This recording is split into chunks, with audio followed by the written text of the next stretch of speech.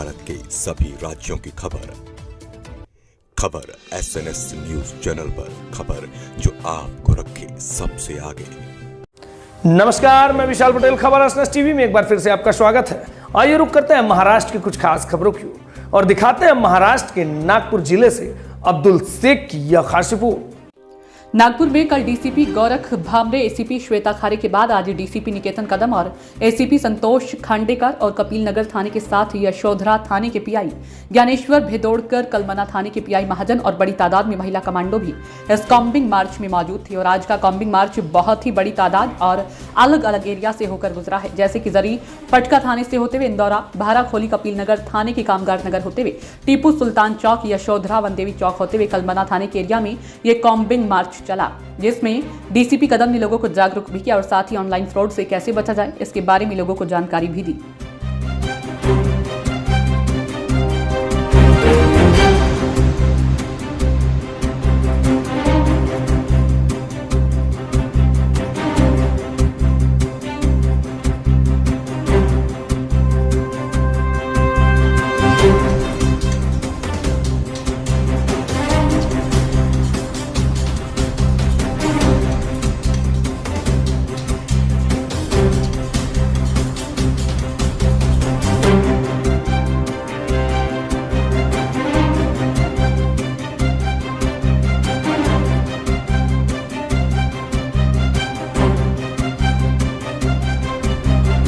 आदाब, नमस्कार, सत श्री अकाल। नागपुर से मैं अब्दुल शेख और आप देख रहे हैं SNS टीवी न्यूज।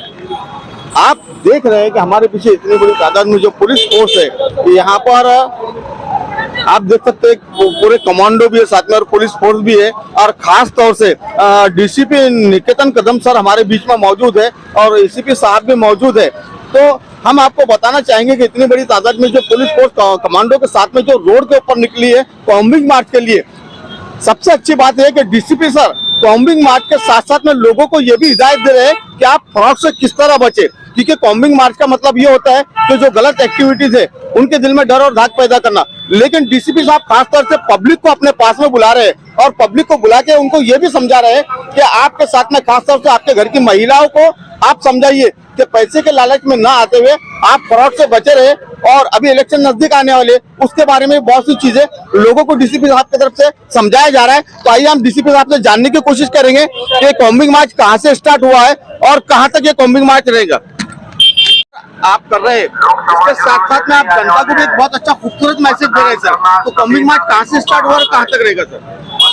देखिए, आने वाला जो लोकसभा इलेक्शन है, लोकसभा का चुनाव है, उसको मद्देनजर रखते हुए हमने कॉम्बिंग मार्च और एरिया डोमिनेशन, ये दोनों चीजें कर रहे हैं। जो टीपू सुल्तान चौक से शुरू हुआ है, आगे वनदेवी नगर तक हम लेके जाने वाले हैं इसको। तो इसमें बड़ा हम इस चीज पे फोकस कर रहे हैं, जो सामान्य जनता है, अगर उनको कोई दबाव डालता है लोकसभा चुनाव के टाइम पे या फिर उनको प्रलोभन देता है, पैसे देता है और जो भी अवैध एक्टिविटी चलती है उसके बारे में कोई भी अपने मन में किसी भी प्रकार का भय नहीं रखेगा। हम सामान्य जनता के साथ खड़े हैं। अगर कोई गुंडागिरी करता है, भाईगिरी करता है, दादागिरी करता है, तो फिर नागपुर पुलिस सज्ज है। हमारे सीपी साहब के स्पष्ट आदेश है, कोई भी गुंडागर्दी, कोई भी अवैध धंधा बिल्कुल भी नहीं चलना चाहिए। लेकिन मैं सब जनता से एक अनुरोध करूंगा, विनती करूंगा कि हम तक पहुंचिए, 112 नंबर पे कॉल करिए, नहीं तो पुलिस स्टेशन में आइए, नहीं तो मेरे पास आइए। मैंने बहुत बार मेरा व्हाट्सएप का नंबर भी पब्लिक किया है, फिर एक बार बताऊंगा, 9373995201। अगर आपको लगता है कि अगर आप माहिती दोगे तो आपका नाम आगे आएगा, तो ये आप दिमाग से निकाल दीजिए। हम आपकी रक्षा के लिए है, आपका नाम गुप्त रखा जाएगा। लेकिन जो गलत काम कर रहा है, बेकायदेशीर काम कर रहा है या फिर अवैध धंधे कर रहा है, उसका इंतजाम हम करेंगे, उस पर स्ट्रिक्ट लीगल एक्शन हम लेंगे। बस साथ साथ में आपने देखिए, आजकल हमें जो दिखाई दे रहा है, आजकल जो परंपरागत क्राइम होता था वो कम हो गया है, लेकिन साइबर क्राइम या फिर आर्थिक धोखाधड़ी, ये वाले क्राइम बढ़ रहे हैं। तो साइबर क्राइम में जनरली क्या होता है कि हर किसी के पास बैंक अकाउंट है, उनका मोबाइल नंबर बैंक अकाउंट को लिंक है, अगर कुछ ट्रांजैक्शन करना है तो OTP आता है, लेकिन बहुत बार हमें पता नहीं होता। तो ये जो साइबर धोखाधड़ी करने वाले हैं हमें कॉल करते हैं और हमारी ये जो पर्सनल इंफॉर्मेशन है, बैंक अकाउंट नंबर, ATM का नंबर, हमारा पिन या फिर हमारे OTP, ये हमें कोई तो प्रलोभन देके हमसे लेते हैं और फिर उसके बाद अगले ही सेकंड हमें मैसेज आता है कि आपके अकाउंट में से सारे पैसे डेबिट हो गए हैं। तो मैं सबसे एक अनुरोध करूंगा कि अपनी जो पर्सनल बैंक रिलेटेड इंफॉर्मेशन है, ओटीपी है, किसी के साथ भी आप शेयर नहीं करेंगे। आपको अगर फोन आता है कि आपका अकाउंट बंद होने वाला है तो आप सीधा बैंक में जाओगे, अपने ब्रांच में जाओगे और वहाँ पे ये सारी जो भी गतिविधियां है वहाँ पे प्रोसीजर करके कंप्लीट करोगे।